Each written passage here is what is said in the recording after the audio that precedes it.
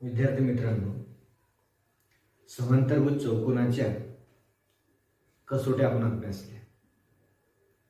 जर एखाद्या चौकोनाच्या सम्मुख बाजूंच्या जोड्या एकरूप असतील तर तो चौकोन समांतरभुज चौकोन असतो। दुसरी कसोटी, जर चौकोनाचे सम्मुख कोन एकरूप असतील तर तो चौकोन समांतरभुज चौकोन असतो। तिसरी कसोटी, जर एखाद्या चौकोनाचे कर्ण परस्परांचे दुभाजक असतील तर तो चौकोन समांतरभुज चौकोन असतो। आणि आणखी एक चौथी कसोटी म्हणजे एखाद्या चौकोनाच्या समोरासमोरील बाजूंची एक जोडी एकरूप पण असेल आणि समांतर पण असेल तर तो चौकोन समांतरभुज चौकोन असतो। अशा या विविध कसोट्यांचा उपयोग करून काही उदाहरणं आता आपल्याला सोडवायची आहेत सराव संच 5.2 मध्ये। प्रश्न पहिला बघा, चौकोन एबीसीडी समांतरभुज चौकोन आहे। चौकोन एबीसीडी हा एक समांतरभुज चौकोन आहे। बिंदू पी आणि बिंदू क्यू हे अनुक्रमे बाजू एबी आणि बाजू डीसी चे मध्यबिंदू आहेत। आणि तर आपल्याला काय सिद्ध करायचे की चौकोन एपीसीक्यू हा जो चौकोन तयार झालेला नवीन हा सुद्धा एक समांतरभुज चौकोन आहे असं आपल्याला सिद्ध करून दाखवायचं। तर उत्तर लिहिताना किंवा उत्तर मांडताना प्रथम आपण दिलेल्या माहितीने सुरुवात करतो। दिलेली माहिती आपल्याला काय आहे की चौकोन एबीसीडी हा समांतरभुज चौकोन आहे।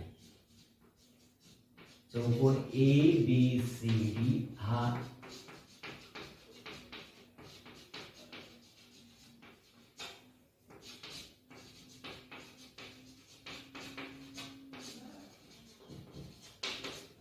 एक समांतरभुज चौकोन आहे। जर समजा हा समांतरभुज चौकोन असेल तर याच्या समोरासमोरील बाजू एकरूप असतात आणि म्हणून आपण सांगू शकतो की AB बरोबर DC आणि म्हणून AB बरोबर DC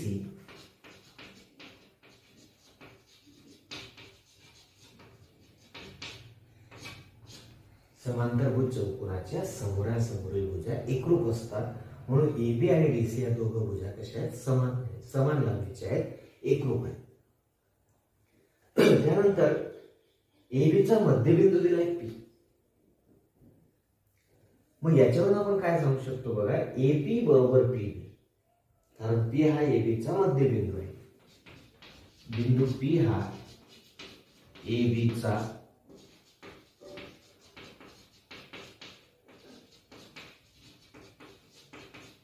मध्यबिंदू आहे आणि म्हणून AP बरोबर PB, AP बरोबर PB, किंवा आपण AB ला या ठिकाणी काय लिहू शकतो की 2AP म्हणजे AB, म्हणून 2AP बरोबर AB असं आपण म्हणू शकतो।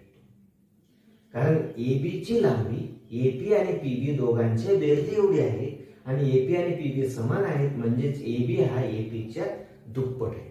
त्याच पद्धतीने Q हा बाजू DC चा मध्यबिंदू आहे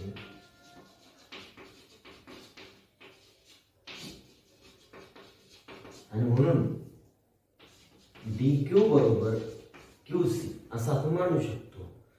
DQ बरोबर QC म्हणजे याचा अर्थ असा DC हा QC च्या दुप्पट आहे, म्हणून 2QC बरोबर DC असं आपण मानू शकतो। आणि आता ह्या दोन किमती ज्या आपल्या समोर आल्या आहेत, जर समजा आपण याला विधान नंबर 1 म्हटलं, याला विधान नंबर 2 म्हटलं, याला विधान नंबर 3 म्हटलं, विधान 1, 2 व 3 होतं।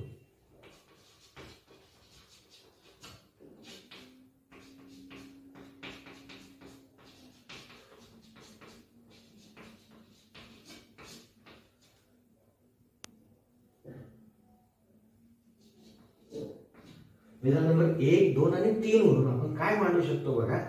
विधान नंबर 1 मध्ये एबी आणि डीसी समान आहेत. विधान नंबर 2 मध्ये आपण त्या ठिकाणी सांगू शकतो की 2 एपी बरोबर एबी आहे. आणि विधान नंबर 3 मध्ये आपण सांगू शकतो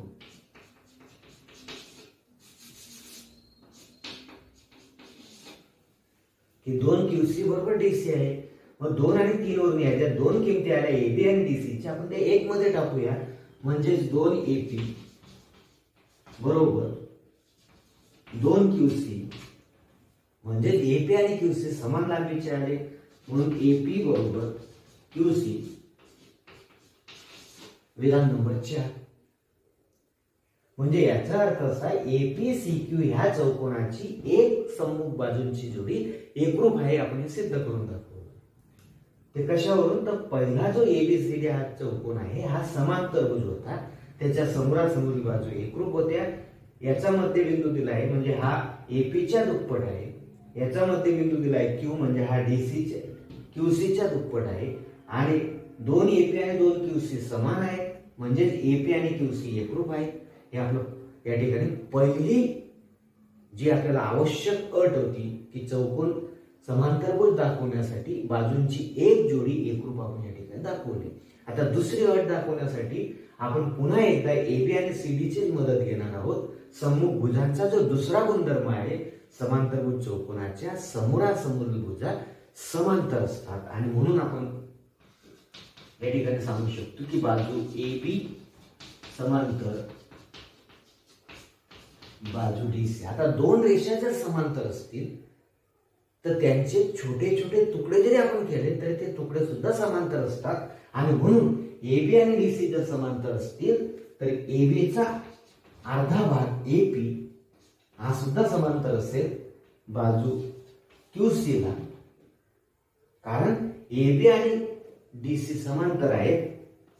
विधान नंबर 5 आणि याला आपण लिहू शकतो विधान नंबर 5 वरून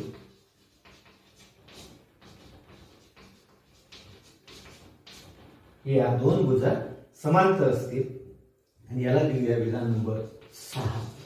आता विधान नंबर 4 आणि 6 वरून बघा चौकोन एपीसीक्यू च्या सम्मुख बाजूंची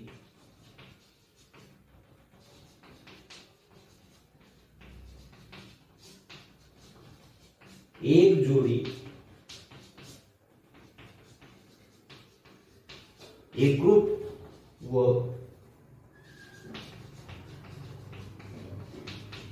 समांतर आहे. हा जो चौकोन एपीसीक्यू आहे याची एक बाजूंची सम्मुख बाजूंची एक जोडी एकरूप आहे विधान नंबर 4 वरून आणि समांतर आहे विधान नंबर 6 वरून. आणि म्हणून चौकोन एपीसीक्यू हा एक समांतरभुज चौकोन आहे. हे आपलं साध्य या ठिकाणी सिद्ध होते. म्हणून चौकोन एपीसीक्यू हा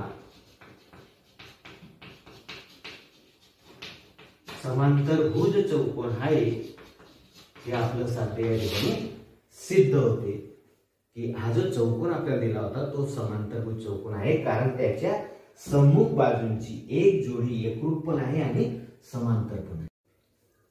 प्रश्न दुसरा बघा कोणताही आयत हा समांतरभुज चौकोन असतो हे सिद्ध करा. आपल्याला प्रश्न दिला आहे की एक आयत दिला आहे आपल्याला आकृतीत एक आपण आयताची आकृती काढलेली आहे आणि ही आयताची काढलेली आकृती म्हणजे हा जो चौकोन आपल्या समोर आहे हा समांतरभुज चौकोन आहे हे आपल्याला सिद्ध करून दाखवायचे. तर बघा विद्यार्थी मित्रांनो समांतरभुज चौकोनाच्या 4 कसोट्या आपण शिकलोय की जर चौकोनाच्या समोरासमोरील बाजूंची एक जोडी एकरूप असेल तर तो समांतरभुज चौकोन असतो. पण ही कसोटी पूर्णपणे 100% समांतरभुज चौकोन दाखवू शकत नाही कारण समोरासमोरील बाजू आयताच्या पण एकरूप असतात. आयत हा समांतरभुज चौकोन असतोच. समभुज चौकोनाच्या पण असतात चौरसाच्या पण असतात आणि चौरस आयत समभुज चौकोन हे तिघच्या तिघ समांतरभुज चौकोन असतात. मग आता आपल्याला हा जो काही प्रश्न दिला आहे की कोणताही आयत हा समांतरभुज चौकोन असतो हे सिद्ध करण्यासाठी त्याच्या समोरासमोरील बाजूंची एक जोडी समांतर पण असते आणि एकरूप पण असते. या कसोटीचा आपण जास्तीत जास्त उपयोग करू शकतो. मग आपल्याला दिलेला हा जो चौकोन हा आयत आहे. इथून आपण आपल्या उत्तराची सुरुवात करूया. चौकोन ABCD हा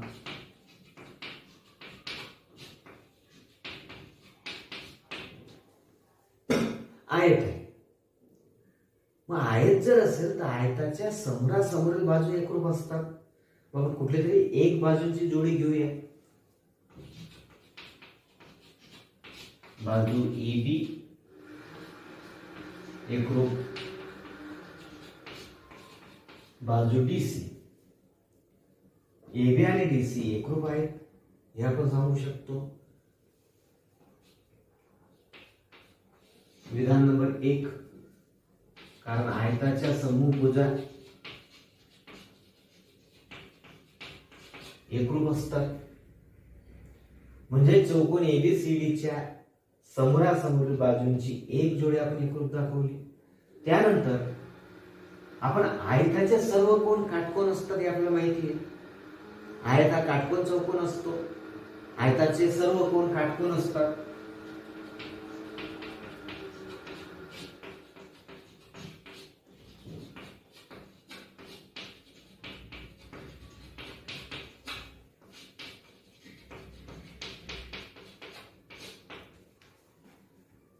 आयताचे सर्व कोन काटकोन असतात हे आपल्याला माहिती आहे. मग आपण या ठिकाणी काय करणार की कोन A आणि कोन D हे 90 अंशाचे दोघांच्या मापांची बेरीज करून बघू आपण. कोन A अधिक कोन D बरोबर 90 अंश अधिक 90 अंश बरोबर 180 अंश. कोन A आणि कोन D यांच्या दोघांच्या मापांची बेरीज 180 अंश आले. मग आता कोन A आणि D हे रेषा AB आणि रेषा DC यांना छेदिका AD ने छेदल्यामुळे कोन A व कोन D हे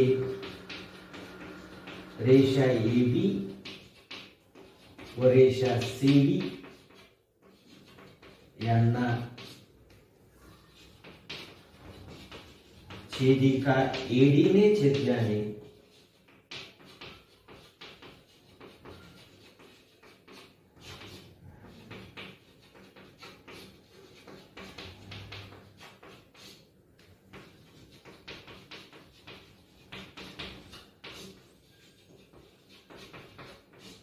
तयार होणारे आंतरकोन आहेत. कोन A आणि कोन D यांच्या दोघांच्या मापांची बेरीज 180 अंश आली आणि हे दोन कोन रेषा AB आणि रेषा CD यांना छेदिका AD ने छेदल्यामुळे तयार होणारे कोणते कोन आहेत? आंतरकोन. आणि आंतरकोनांच्या मापांची बेरीज 180 आहे म्हणजे ते पूरक कोन आहेत. आणि जर का समजा आंतरकोन हे पूरक कोन असतील तर त्या रेषा समांतर असतात आणि म्हणून बाजू AB समांतर बाजू DC. विधान नंबर 2 आणि कारण आंतरकोन कसोटी. विधान नंबर 2 आंतरकोन कसोटी वापरून आपण रेषा समांतर दाखवल्या. मग आता बघा विधान नंबर 1 मध्ये बाजूंची एक जोडी एकरूप आहे आणि तीच एक जोडी विधान नंबर 2 मध्ये समांतर आहे. म्हणून विधान 1 व 2 वरून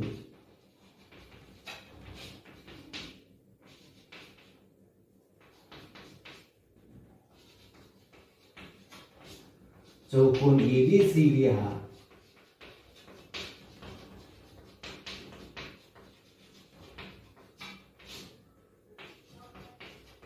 समांतरभुज चौकोन आहे हे आपल्या साध्य या ठिकाणी सिद्ध होते. आणि कोणताही आयत तुम्ही घेतला तर तो समांतरभुज चौकोन असतो कारण त्याच्या सम्मुख बाजूंची एक जोडी एकरूप पण असते आणि समांतर पण असते आणि ते आपण सहजपणे दाखवू. प्रश्न 3 बघा. आकृतीमध्ये बिंदू G हा त्रिकोण DEF चा मध्यभाग संपात आहे. किरण DG वर H बिंदू असा घ्या की DGH हा दरम्यानचा संबंध तयार झाला पाहिजे आणि DG बरोबर GH हे दोन्ही रेषाखंड समान लांबीचे असले पाहिजे, तर सिद्ध करा की चौकोन GEHF हा समांतरभुज चौकोन आहे. बघा काय काय दिले आपल्याला.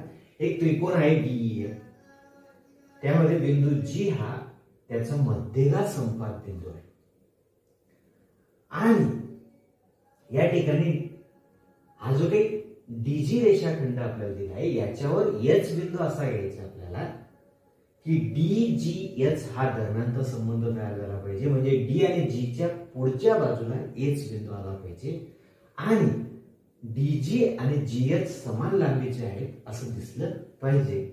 तर सिद्ध करा की हा जो चौकोन तयार झाला आहे नवीन या ठिकाणी GEHF हा समांतरभुज चौकोन आहे.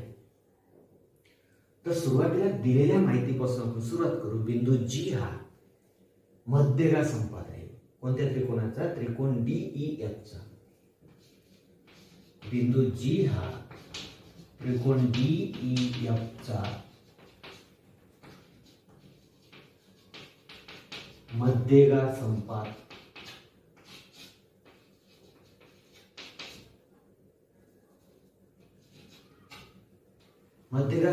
आहे. म्हणजेच बिंदू M हा आपण नवीन एक बिंदू घेतला या ठिकाणी M हा बाजू EF चा मध्य बिंदू आहे, म्हणून बिंदू M हा बाजू EF चा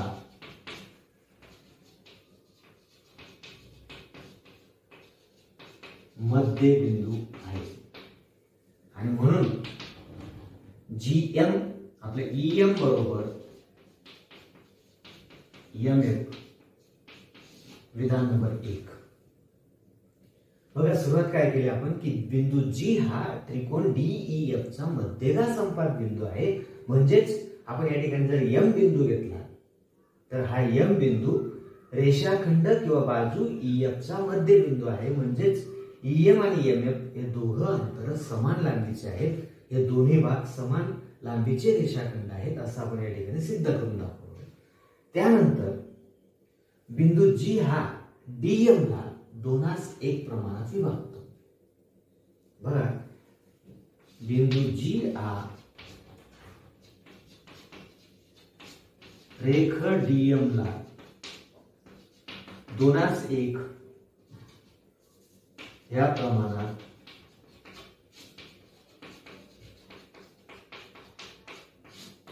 विभागतो. म्हणजे याचा अर्थ असा की DG आणि GM हे काही दोन भाग आहेत, हे त्या ठिकाणी आपण 2:1 दाखवू शकतो. म्हणजे DM बरोबर DG बरोबर 2 GM. म्हणजे याचा अर्थ असा की DG आणि GM यांचा जो काही संबंध आहे एकमेकांशी तो 2:1 आहे. म्हणजे DG ची लांबी GM च्या लांबीच्या दुप्पट आहे. आता बघा जर का समजा DG आणि GH सारखे आहेत, आपल्याला सांगितलं विधान प्रश्नामध्ये की DG आणि GH सारखे आहेत, परंतु DG बरोबर GH अशी आपण रचना केलेली आहे. मग आता DG हा जर GM च्या दुप्पट असेल तर GH सुद्धा GM च्या दुप्पट असेल आणि म्हणून GH बरोबर 2 GM. म्हणजे याचा अर्थ असा की M हा GH चा मध्यबिंदू आहे आणि म्हणून M हा रेख GH चा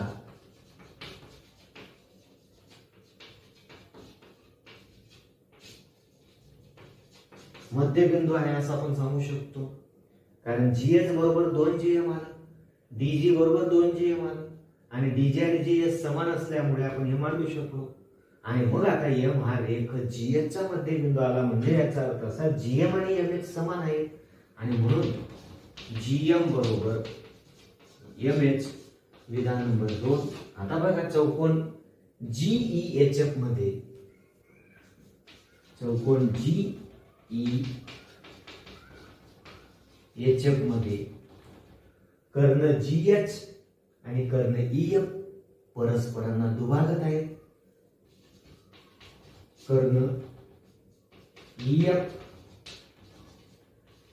व कर्ण जीएच परस्परांना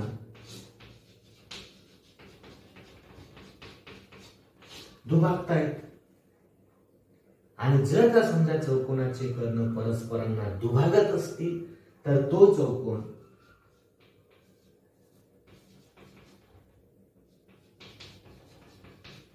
समांतरभुज आहे हे आपलं साध्य या ठिकाणी सिद्ध होते.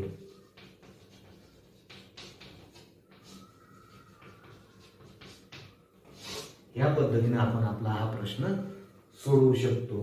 करायचं काय आपल्याला लक्षात घ्या. पहिल्यांदा एम हा मध्यबिंदू आहे कारण तो मध्यगा संपात बिंदू आहे.